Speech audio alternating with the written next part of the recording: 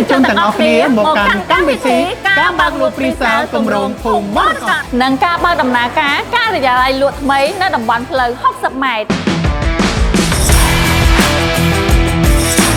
ឥឡូវនេះកម្មវិធីបើកលក់ Pre-sale ថ្ងៃដំបូងរបស់គម្រោងភូមិមរកតចាប់ផ្ដើមហើយបងទិញផ្ទះក្នុងពេល Pre-sale ដឹងតែសប្បាយទិញជាងគេចំណេញជាងគេ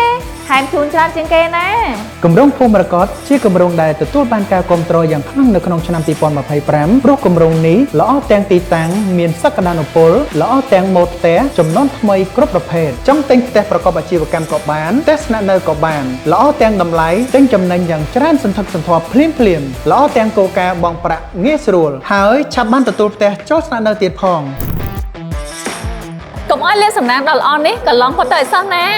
អញ្ចឹងតើមានលាភសំណាងអ្វីខ្លះទទួលបានការបញ្ចុះតម្លៃ 10% ភ្លាមដែលក៏បន្ទប់គេងមេគ្រួសារតាមស្តង់ដារផ្ទះគំរូចំនួន2បន្ទប់ទទួលបានកៅអីម៉ាស្សាចំនួន1ឈុតហើយក្រៅពីទិញភ្លាមទទួលបានភ្លាមលោកអ្នកក៏មានឱកាសសងសំណាងតាមរយៈការកោះកាតដើម្បីបានរង្វាន់ជាច្រើនសន្ធឹកសន្ធាប់ផងដែរ